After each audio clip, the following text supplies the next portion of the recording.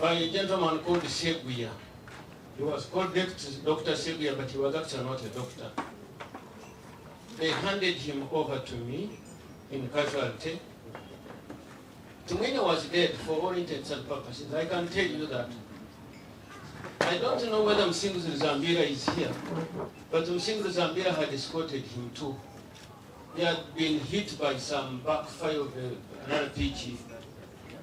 But anyhow, so they brought me to Mwine in casualty in Mulago, and I had the tragedy of having to wheel him in casualty, from casualty to the X-ray unit, all incognito. But in any case, he wouldn't have recognized him because he was so swollen that he wouldn't recognize what had happened to him. I wheeled him up to the casualty, got him into the X-ray unit. We took X-rays. We took him to 6C, and then got the doctors to operate on him. Tumwine was a very lucky man, because you can imagine a bullet of 7.62 millimeters passing through somebody, being shot from the right side and taking off the left eye. That is a no mean achievement. If this bullet had changed direction by just a millimeter or 0.1 of a millimeter, Tumwine wouldn't have lived up to now. Fortunately, I think Isaac Newton knew all this when he got that first law of physics. The bullet went straight through what are called sinuses. There are 6 sinuses on the face. For people who suffer from sinusitis, you know what I'm talking about. These are air spaces. There is no resistance at all. So the bullet went through, so it did not change direction, because a bullet travels in a straight line until it is stopped or hits some very difficult obstacle and it changes direction. But when it doesn't hit an obstacle, it goes straight, and that's what happened. It took off the left eye and the left lower lid.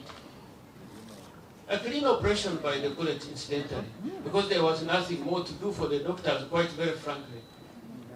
But those who operated Tumwine in Mulago did not even know who he was. Neither did they actually understand what had happened, except knowing that after all those days we were being shot, we were being killed by the UNLA and UNLF. We were also being killed left, right, and center from all sorts of angles. So a bullet wound would not be surprising in Mulago. But some other doctors knew they had treated a big man from the bush.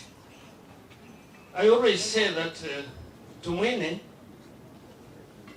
was very, very like 2 other people. Enos Tumsim is here. Tumsim bakamteri isasu kumchifu. Bakamteri isasu in the heart, and he lived Tumsim enosogumu kumerewa. He probably doesn't have the left nipple. He was shot from the back on the right side, and the nipple went. He survived by the skin of his teeth. Another one is Muchamuntu. Muchamuntu was shot. Part of the lung was gone. We removed 1 liter of blood in the chest. These are 3 injuries that made a whole world of difference in my life. Tumwine is a survivor. Thank you. Tumwine is a survivor. Because in Mulago, it was so difficult to, you can imagine, this was the 3rd in command in the bush. He's here being hidden by everybody. We didn't know who knew him, who didn't know him. But there are people here who are quiet and who knew. Jode Sabuni is seated somewhere in this audience. Gwen Kategaya is somewhere in this audience, maybe. Kankuba, Jovi, Mjara Katsugas is right here. These people knew what we were going through. The risk was too much, but nevertheless, we were willing to take that risk. It didn't matter for us. Anyway, The doctors who treated him in Mulago, the nurses who looked after Tumwine in Mulago, some knew and some did not.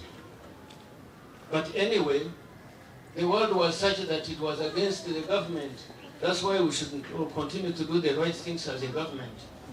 Everybody was against the government and you could hide anybody, including the thief who had been shot because he was stealing. In this case, Tumwine wasn't. Anyway, Tumwine survives the Mulago debacle only after I had got him his sister, late Chebutunji. She's dead. But I know Tumwine loved Chebutunji so much and loved Atwine's mom. She's also late. He asked me to get them from Brunga. I got these two people incognito